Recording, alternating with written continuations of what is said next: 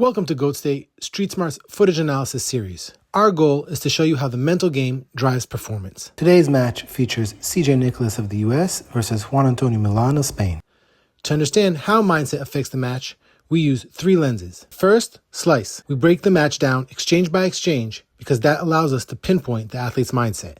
Second, control. We want to see who's driving the exchanges because that shows us when momentum is shifting and often where the match is headed. Third, routine. We take a look at the rhythm the athletes use to set up their shots, and most importantly, whether that setup is random or routine, because that gives us insight into how well the athletes are reading the match in real time. Without further ado, let's get into it. And wins at the Belgian Open and Fujairah as well. As the sun now comes down onto the map, we'll just keep you right in terms of the scores. First to two will do. Nickolas with the tape on the nose to improve. Okay, so the first pattern that emerges from this sequence is that you can see two competing approaches. CJ's approach is high pace, high action, constantly trying to get his foot on the chest protector. And Milan's approach is to be a bit more patient and more persistent to try to establish his distance in range. And you can see the type of shots CJ takes are constant kind of like taps.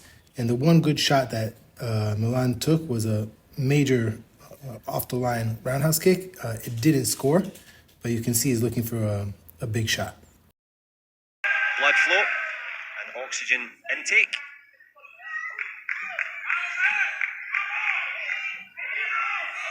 As we take this one in, though, it's the gam jump given against the American. There's a little push kick from Nickolas. 4-1 the scores on the board. Here comes Juan. All right. The second exchange here is crazy. It was basically a 10-second flurry where almost every kick CJ threw scored. So CJ's approach is currently paying off. And the question is, can he maintain that pace? And how Milan adapts to being down so much so quickly. Milan walks into the storm that is Nickolas.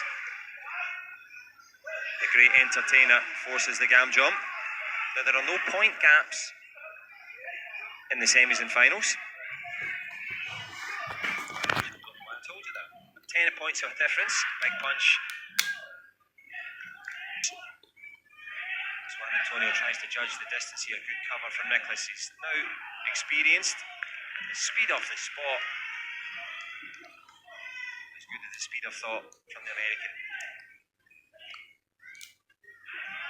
Juan Antonio Milan coming forward. Okay, I wanted to pause right here real quick because Milan deserves some credit. He's down 14 points, but he hasn't changed his fundamental approach. You can see that the range is the thing that he's looking for the most. In fact, look how close they're almost touching feet, right? So he's sticking to that persistently. And what he is adapting is the pressure. So he's taking more shots and firing earlier in the exchange. So the adaptation he's making is within his fundamental approach. That's a sign of a strong mental game. Decent head kick attempt from the Spaniard. He's not overawed, but he's been outgunned at the moment. Accuracy the call there. Okay, I wanted to stop here real quick because we're noticing a slight change in CJ's approach. If the first minute was a bit higher pace, higher action, now he's slowing down a little bit. Now, I don't know if he's slowing down because he's up, so he's just focusing on kind of shutting down Milan's approach, or if he's getting tired. But we definitely see a change. Juan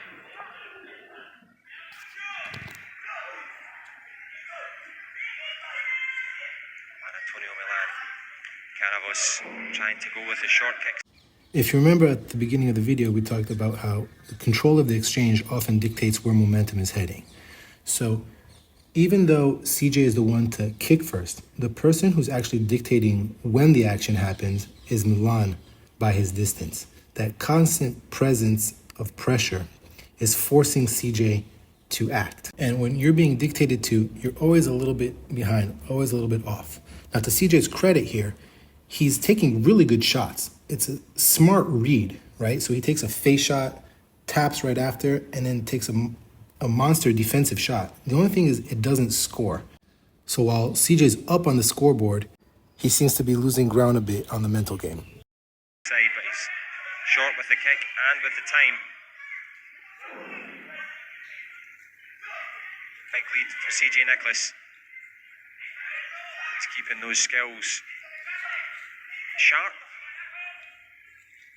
Concentration. Good step up chop attempted by the young Spaniard. Misses the mark. Hits the deck and takes his second gam jump of 5. We're into the last 20 seconds now. Cannavas coming forward. CJ Nickolas will not be stopped though. Very good. So this exchange is really indicative of where the athletes are at mentally. Milan is sharp, consistent. The score doesn't seem to be any interest to him. He's consistent with his approach. CJ is reacting correctly technically, but you can see he's starting to get really fatigued and taxed. And the biggest giveaway is that he gets tagged with that front leg twisting kick. There's a weak cover, there's no counter, there's no movement. He just gets tagged with that. He can go through the gears if he wants to, can Nickolas, but he's keeping it in professional mode as we hear the little buzzer for the last 10 seconds. Milan and Rome getting a little bit lost in terms of the scores. The Spanish fighter has a chance to reset. Setting. Okay, so if we're just looking at the score, CJ completely dominated the round, and it looks like it's going to continue to go that way the second round. 17-point gap in a round is a lot. But if you take a look at the mental game underneath the surface, you can see that there's a slightly different story emerging. For the first minute of the round, CJ controlled the exchanges and was able to apply his approach consistently. It was high pace, high action, constant contact that paid off very quickly, very early. Milan, on the other hand, seemed to be playing the person more than the scoreboard.